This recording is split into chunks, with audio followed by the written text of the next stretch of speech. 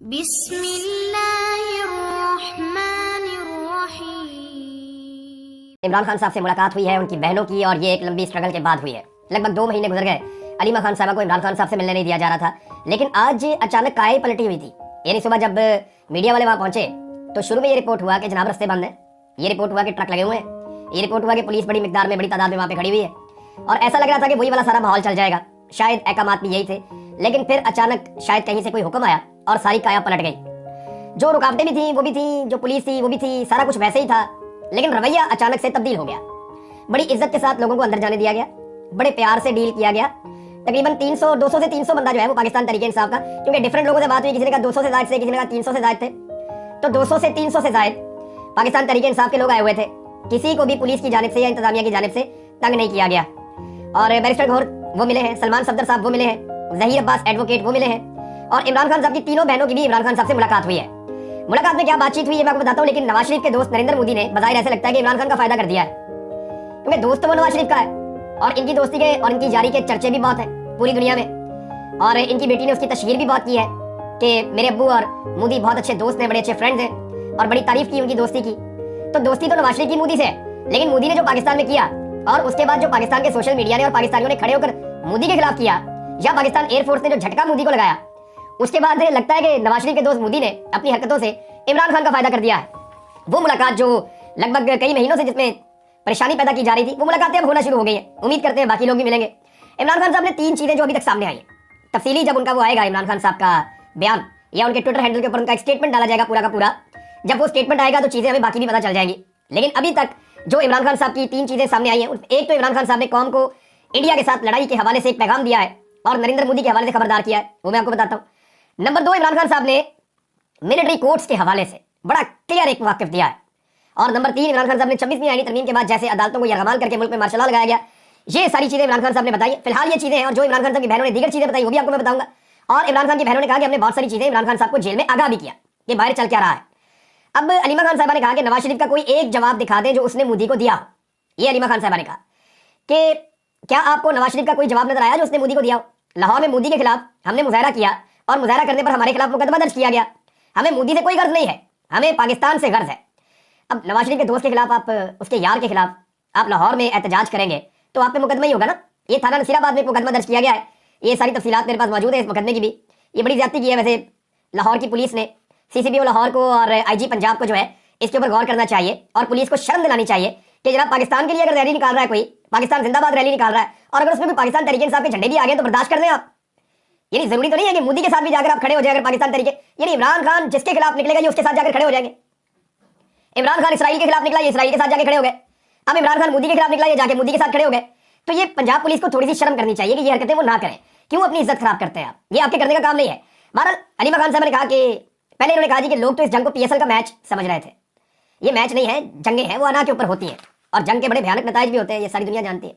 इससे मुल्क के मुल्क तबाह हो जाते हैं। हमें जंग की मजीद तैयारी करनी चाहिए, क्योंकि मोदी हमारे हमलों का जवाब जरूर देगा। हमारा पानी बंद हो गया तो हमारी फसलें तबाह हो जाएगी। इमरान खान साहब को जिन्होंने जेल में डाला हुआ है वो पाकिस्तान के खैरख्वाह नहीं हो सकते। बानी PTI को रिहा किया जाए, उनके केसेस नहीं सुने जा रहे। अगर जजेस उनके केस लगाए तो आधे घंटे में इमरान खान बाहर आ सकते हैं।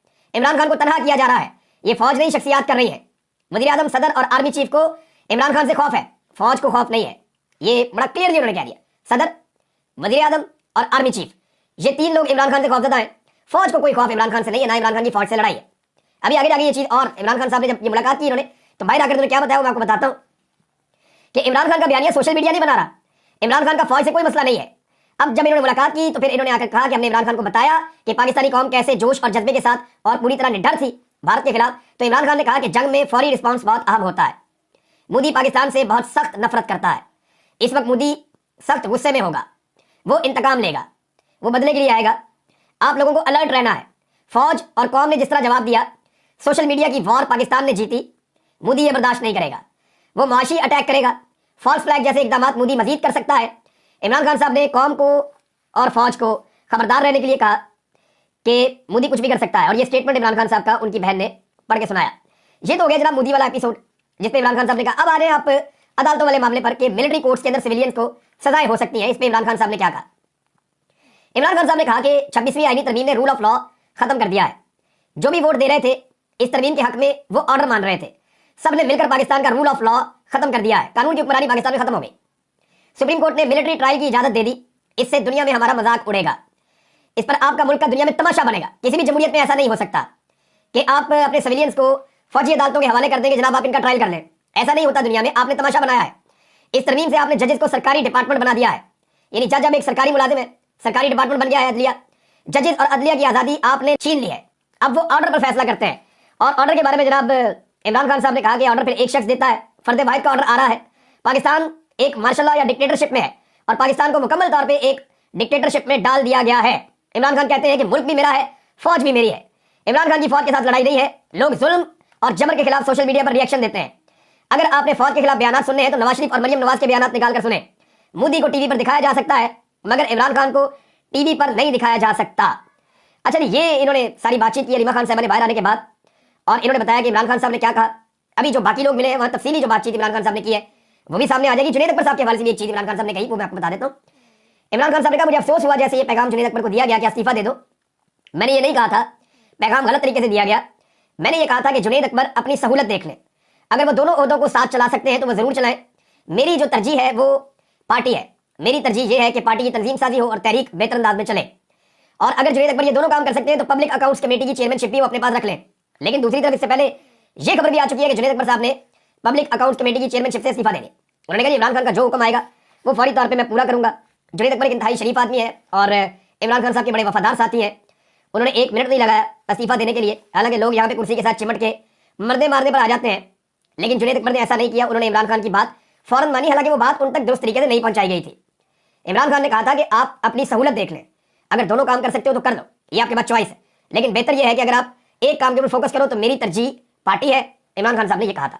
बहरहाल कुछ और खबरें नाज़रीन, और ये बड़ी इंटरेस्टिंग है, ये बहुत बड़े बड़े लतीफे हैं दो जो अब मैं आपके सामने रखने वाला हूँ। नंबर एक, मुस्लिम लीग नून ने एक नया बयानिया बनाना शुरू किया। इसहाक डार से एक कहानी शुरू होती है, नवाज शरीफ साहब के रिश्तेदार भी आपको पता है, और वो जाती है वजीर इत्तलात पंजाब तक जिन्होंने तारीफों के पुल बांधे हुए। यानी उनसे आप पूछे ना कि कुछ भी पूछे आप पाकिस्तान किसने बनाया तो वो शायद ये भी कह देंगे नवाज शरीफ ने बनाया। आप उनसे कुछ भी नवाज शरीफ की पैदाइश से पहले वाले काम भी पूछेंगे तो नवाज शरीफ के खाते में डालने के लिए तैयार हो जाएंगे। बहुत ही ज्यादा जो है वो जी हजूरी की है, बहुत ही ज्यादा दरबारी एटीट्यूड जो है वो इस्तेमाल किया है। तो वजीर इत्तलात पंजाब ने कहा कि भारत के खिलाफ सारा ऑपरेशन, अब मेरे से पढ़ा भी नहीं जा रहा था, पहले मैं हंस रहा था कितनी देर तक कि भारत के खिलाफ सारा ऑपरेशन नवाज शरीफ की जेर निगरानी डिजाइन हुआ है। और भाई ये बंदा अपना इलेक्शन नहीं डिजाइन कर सका, ये भारत के खिलाफ ऑपरेशन डिजाइन करेगा, इसका अपना डिजाइन बिगड़ा हुआ है बेचारे का, अपनी सियासत तबाह हो गई है। तो बाहर से आया वजीर आजम बनने के लिए, पाकिस्तान में आगे वजीर आजम नहीं बन सका, छोटा मोटा एक ओहदा दे दिया इनकी बेटी ने कि मेरा बाप खुश रहे। यानी अजीब किस्म की बात करते हैं। यानी क्या आप क्या समझते हैं कि नवाज शरीफ साहब जहाजों में बैठे हुए थे या कंट्रोल रूम में बैठे हुए थे, या नवाज शरीफ साहब जो है ड्रोन उड़ाने के अहकाम दे रहे थे, या सब बैठ के नक्शे में लकीरें लगा रहे थे कि ड्रोन इधर गिरा दो, मिसाइल इधर गिरा दो, फलां जहाज इधर पहुंचा दो, एयरफोर्स यहां से जाएगी। ये मियां नवाज शरीफ ने किया है, फॉर गॉड सेक। और तारीफ करें तो ढंग की तो करें भाई। मियां साहब से एक स्टेटमेंट दिलवा दे मोदी के खिलाफ, कम से कम कौम ये माने कि यार ये हमारे साथ खड़ा बंदा मोदी के साथ नहीं खड़ा। आज भी वो शख्स पूरी ताकत से मोदी के साथ खड़ा हुआ, स्टेटमेंट ही नहीं दे रहा। 10 लाख के इनाम का ऐलान किया हुआ है समीर इब्राहिम साहब ने, वो 10 लाख रुपए रख के बैठे हुए अपने घर में कैश कि जनाब किसी दिन नवाज शरीफ साहब जो है वो मोदी के खिलाफ बयान दे तो मैं ये जो है इनाम जो है वो रवाना करूं। अब मामला ये है कि नवाज शरीफ साहब ने उनके खाते तो उन्होंने ये डाल दिया, लेकिन एक बड़ी सादी सी बात है, पिछली जो जंग थी ना उसका हीरो था अभिनंदन। कौन था? अभिनंदन। ये पिछली जंग का हीरो था इंडिया का, और इस जंग का जो हीरो है वो अभिनंदन। वो इसलिए कि अभिनंदन ने मोदी के खिलाफ एक लफ्ज नहीं बोला और भारत के साथ जो है वो बड़े जबरदस्त तरीके से इन्होंने कॉपरेट किया और भारत के खिलाफ बोलने से हमेशा गुरेज किया है। एक और चीज आपको दिखाता हूं नाज़रीन में, ये जरा फोटो आप देखें, ये हरकतें आप चेक करें जरा। ये फोटो आपको नजर आ रही है? ये फोटो जनाब लगवाई है डिप्टी कमिश्नर शेखुपुरा ने। इसके ऊपर लिखा हुआ है बुनियानुल मरसूस। ये ऑपरेशन हुआ था सीसा पिलाई हुई दीवार, कुरान पाक की आयत के अंदर ये एक लफ्ज मौजूद है बुनियानुल मरसूस, ये सीसा पिलाई हुई दीवार, मजबूती से खड़े हुए लोग। तो डिप्टी कमिश्नर शेखुपुरा ने मरियम नवाज की फोटो लगा के ऑपरेशन मरियम नवाज के खाते में डाल दिया। और नीचे जो है वो एडमिनिस्ट्रेटर म्यूनिसिपल कमेटी फरुखाबाद, उसका भी साथ थोड़ा सा नाम लिखा हुआ है। इन दोनों को पकड़ के ना जेल में डालना चाहिए और इनको जूते भी मारने चाहिए कि यार तुम्हें शर्म नहीं आती, तुम एक पॉलिटिकल पार्टी के मेंबर हो या तुम हुकूमत का हिस्सा बन गए हो यार, पब्लिक सर्वेंट है, अवाम के टैक्स से आपको तनख्वाह मिलती है, आप उठा के वहां पे सियासत कर रहे हैं। यानी मरियम नवाज की फोटो लगा के ऑपरेशन मरियम नवाज के खाते में डाल दिया। ये पागल खानदान है, ज़हनी तौर पे खबत में मुब्तला है, ये अपनी जात से बाहर जा ही नहीं सकते, इनका ये ज़हनी मसला है और ये सारी दुनिया जानती है। ये हर जगह में जाते हैं इनकी फोटो चिपक जाए। अब ये अहकाम जारी कर दिए जनाब डिप्टी कमिश्नर और ये दीगर लोग जो है हमारी फोटो लगाए और ये ऑपरेशन हमारे खाते में डालो, क्योंकि इस ऑपरेशन में एयरफोर्स ने कामयाबी दिलवा दी है। खुदा ना खास्ता पाकिस्तान को नाकामी होती, ये बंदे कभी अपनी फोटो भी ना निकालते बाहर, ये सारा कुछ फौज के खाते में डाल देते जो मोदी ने किया है। मोदी अगर वहां पे पाकिस्तान से खुदा ना खास्ता इस लड़ाई में आगे निकल जाता या जीत जाता तो मोदी कभी भी अपनी फौज को ना कहता कि आकर सामना करो आवाम का। मोदी खुद सामने आता और आकर जनाब बड़े फतह के झंडे गाड़ देता। लेकिन जब बेइज्जती हुई तो फौज को आगे कर दिया। तो यही शरीफ खानदान और मोदी खानदान के अंदर कुछ सिमिलैरिटीज है। अभी अपने खाते में जनाब इसको डाल रहे हैं, ये बहुत बड़ा लतीफा है। और ये इतने कमजोर सरकारी अफसर है कि ये अपनी मालिकन को खुश करने के लिए दुमिलाते हुए आ जाते। भाई शर्म आनी चाहिए आपको। आपको आवाम तनख्वाह देती है किसी और काम के लिए और आप चाकरी करते हैं सियासतदानों के दरवाजों की। ये सिलसिला बंद होना चाहिए। ये उन्हें खुश रखते अपनी मर्जी की पोस्टिंग लेते हैं, अपनी मर्जी के ओहदे लेते हैं। और दूसरी एक और चीज दिखाता हूं। एक तो मैंने ये पोस्टर दिखाया ना, जरा ये एक और वीडियो है, ये इसमें चंद तस्वीरें, यहां से भी आपको पता चल जाएगा। ये 2-4 तस्वीरें मैं प्ले कर सकता हूं आपके लिए, जरा देखें आप। ये बंदे उतार रहे हैं झंडे और फ्लैक्स। PP-52 जिमनी इंतखाब हो रहा है वहां पे, और पाकिस्तान तहरीक इंसाफ के झंडे और फ्लैक्सेस उतारे जा रहे हैं इंतजामिया की जानिब से। ये सरकारी बंदे आ रहे हैं, जहां एक तरफ सरकार या सरकारी ऑफिसर्स या सरकारी मुलाजिमीन वो मरियम नवाज की तशहीर कर रहे हैं, उठा उठा के लगा रहे हैं और आवाम का पैसा झोंक रहे हैं। वहीं दूसरी तरफ आप ये देखिए कि वही सरकारी एहलकार पाकिस्तान तहरीक इंसाफ के झंडे और फ्लैक्सेस और पोस्टर्स उतार उतार के गाड़ियों में डालकर लेकर जा रहे हैं। और मजे की बात यह है कि अगर ये गलत है और गैर कानूनी है तो उसी खंबे के ऊपर PMLN के या हुकूमती उम्मीदवार के भी लगे हुए हैं ना। यानी खंबा एक ही है, ऊपर पाकिस्तान तहरीक इंसाफ का और नून लीग का दोनों का झंडा लगा हुआ है। तहरीक इंसाफ का झंडा उखाड़ देंगे, नून लीग का झंडा सीधा करके लगा देंगे। ये है जी इलेक्शन हो रहा है वहां पे, और इलेक्शन कमीशन इसके ऊपर आंखें बंद करके बैठा हुआ है। वहां पे 4 पोस्टर लगे हुए हैं, ऊपर वाला तहरीक इंसाफ का, बीच वाले 2 नून लीग के, नीचे वाला तहरीक इंसाफ का। नून लीग के 2 छोड़ देंगे, ऊपर वाला और नीचे वाला उतार देंगे, क्योंकि वो पाकिस्तान तहरीक इंसाफ के हैं। ये है नाजरीन इनकी घटिया हरकतें, और इन्हीं घटिया हरकतों की वजह से आवाम इनसे नफरत करती है। आप खंभों से पोस्टर तो उतार देंगे, लोगों के दिल से कैसे निकालेंगे आप इमरान खान को? लोग तो उसको वोट डालना चाहते हैं। अगर नाजरीन गिनती ठीक हो गई, अगर नाजरीन मैं फिर आपको कह रहा हूं, अगर गिनती ठीक हो जाए तो ये एक भी जिमनी इलेक्शन नहीं जीत सकती मरियम नवाज पंजाब के अंदर। लेकिन जिद है ना, एस्टैब्लिशमेंट के बड़ों ने और तो मिलकर जिद की हुई है। अब जैसे आज अडियाला जेल के दरवाजे खुले और मुलाकातें हुई हैं, जरा ऐसे ही अगर डब्बों की गिनती ठीक हो जाए तो मेरे ख्याल में पाकिस्तान की फौज को और पाकिस्तान की मिलिट्री एस्टैब्लिशमेंट को इज्जत की बहाली की जानिब एक कदम और आगे बढ़ने का मौका मिल जाएगा। और मखसूस नशिस्तों के ऊपर भी आ जाए ना, क्योंकि रोला तो जाकर पड़ना है मखसूस नशिस्तों पर। मखसूस नशिस्तों का जो मामला है वो अब सुप्रीम कोर्ट ऑफ पाकिस्तान में है, जहां पे सुन्नी इत्तेहाद काउंसिल के वकील ने कहा कि जनाब बेंच पे एतराज है। जज साहब ने कहा आज एतराज क्यों कर दिया आपने बेंच पे? उन्होंने कहा पहले तीसरी, उन्होंने कहा समात है। उन्होंने कहा पहली समात में तो आपने नोटिस किया, दूसरी में जंग हो गई, आज तीसरी समात है, हम बेंच पे नोटिस कर रहे हैं। हम आपको ये कह रहे हैं कि इस पे एतराज है तो इस केस को ऐसे सुना जाए। लेकिन मखसूस नशिस्तें PMLN, पीपल्स पार्टी, MQM, फजल रहमान इन सबको दी जाएंगी। अब तक की जो इत्तला होती है, देखिए इससे पहले ये पाकिस्तान तहरीक इंसाफ को दी जा चुकी है, और ये सारा खेल खेला ही इसलिए गया है, कुछ जजेस को इसमें से निकाला गया।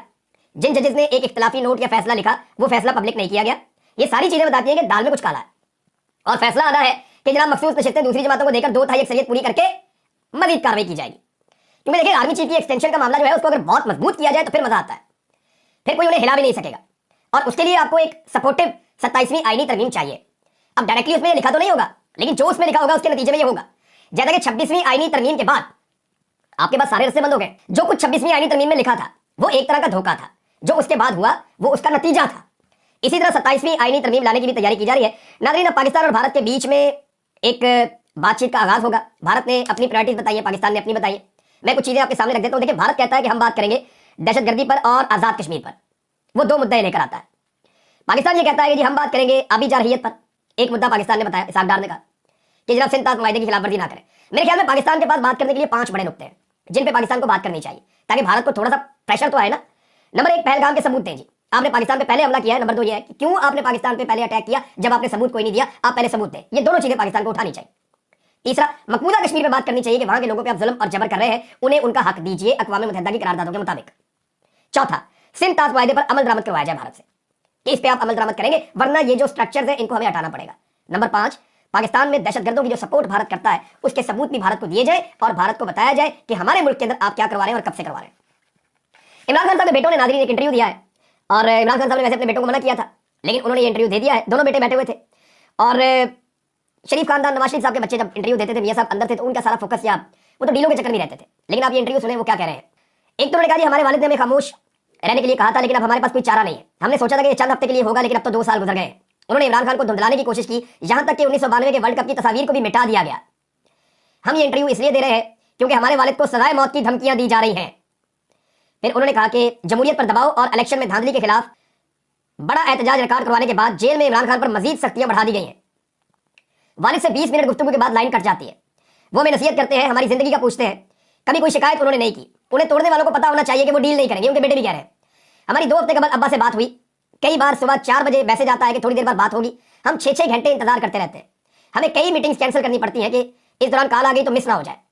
कॉल का वक्त मुकर्रर नहीं है, बेतरतीबी से बात करवाई जाती है। इसका मकसद हमें परेशान करना है। एस्टैब्लिशमेंट भी जानती है कि हमारे वालिद करप्ट नहीं है। मेरे वालिद साहब बहुत उसूल पसंद इंसान है। वो दूसरों की तरह कोई डील नहीं करेंगे। जब तक उनका मिशन पूरा नहीं होता वो जेल में भी पुरसकून रहेंगे।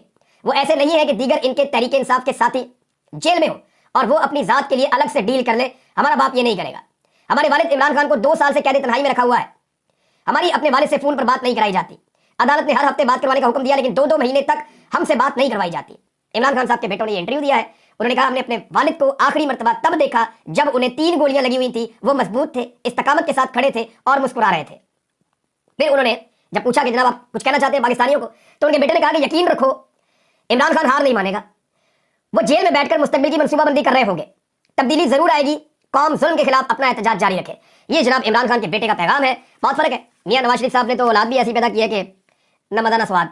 यानी बेटों से बात करो जी, हम तो यहाँ के शहरी नहीं, हम तो बात ही नहीं करते। एक का वहाँ करप्शन का केस निकल आया, दूसरा जनाब वहाँ पे दिवालिया हो गया। वो अजीबोगरीब किस्म का खानदान है और वो बाप के लिए डीले, वो एक लेकर जज को चला गया मदीना मुनव्वरा, वहाँ बैठ के कस्में ले रहा है। और दूसरा जो है वो वहाँ पे डीले कर रहा है। बेटी जो है वो अलग डीले कर रही है। मुझे वो रास्ता आता है, फिर वो रास्ता दिखाया भी सारी कौम को। अजीबोगरीब ही वैसे ही खानदान है। इमरान खान के बेटों ने देखे बात की आप